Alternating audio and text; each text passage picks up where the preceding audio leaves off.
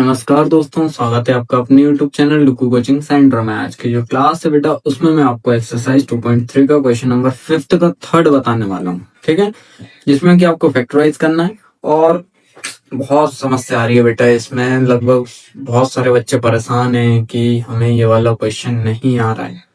बेटा परेशान होने की जरूरत नहीं है, क्योंकि लुकू कोचिंग सेंटर आपके लिए ये क्वेश्चन बहुत ही आसान तरीके से लेकर आया है ना।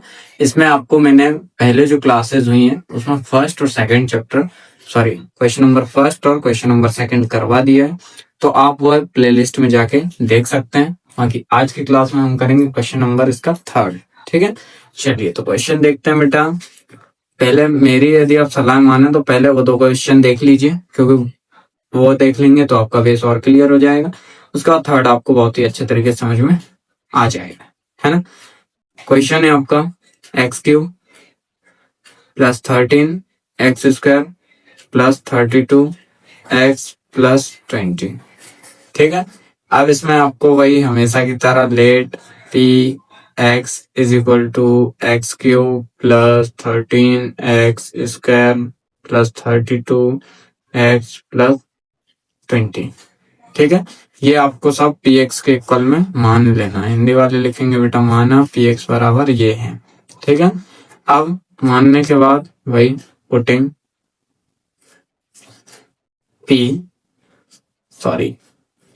x is equal to -1 we get. ठीक है, putting x is equal to -1। ध्यान रखना बेटा, अभी तक हमने जो पहले दो क्वेश्चन किए थे उनमें हम x इज इक्वल टू 1 रख रहे थे, है ना। अभी हम क्या रख रहे हैं, x इज इक्वल टू -1। चलिए तो हम इसको रख के सॉल्व करते हैं, है ना। तो ये हो जाएगा आपका p -1 इज इक्वल टू, जहां जहां x है वहां -1, तो -1 का क्यूब प्लस 13 -1 का स्क्वायर प्लस 32 इंटू -1 और प्लस 20। अब इसको सॉल्व करते हैं तो -1 क्योंकि पावर क्या है, ऑर्डर, प्लस 13 पावर इवन है तो 13 बन जाए 13, माइनस का प्लस हो जाएगा, और ये प्लस माइनस -32 और प्लस 20। ठीक है, अब इसको सॉल्व करते हैं।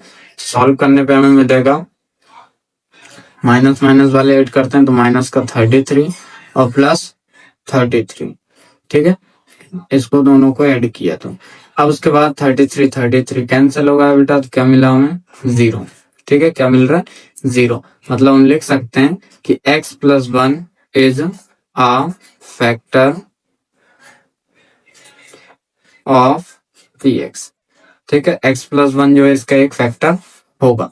अब इसको हम आगे सॉल्व करते हैं तो x प्लस 1 जो है उससे हमें इसको डिवाइड करना है, किसको, x³ plus 13 x² plus 32 x plus 20 को हमें डिवाइड करना है किससे, x प्लस 1 से। ध्यान रखो, है ना।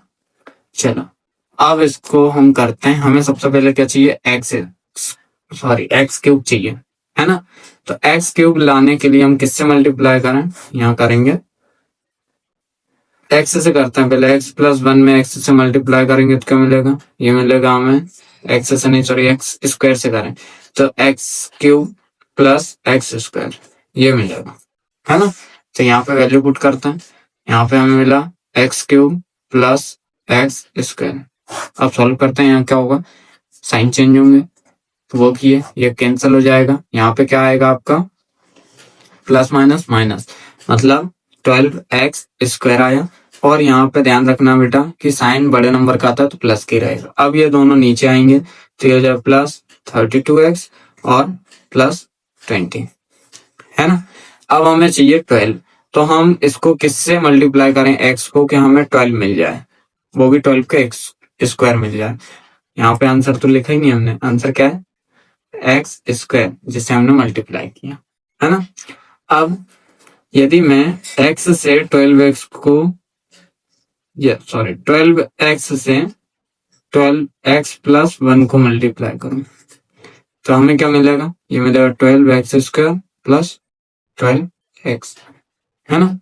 तो हम ये वैल्यू पुट करेंगे, कितने टाइम में आ रहा है, प्लस 12x टाइम में आ रहा है ना।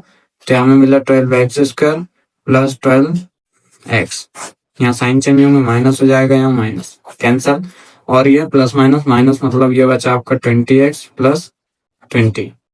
ठीक है, अब हम x प्लस 1 को किससे मल्टीप्लाई करें कि हमें यहाँ पे 20 मिले, तो 20 से करें तो ये आएगा आपका 20x प्लस 20 मिल रहा है, कितने बार में, प्लस के 20 टाइम में मिल रहा है ना। तो हम लिखेंगे 20x प्लस 20।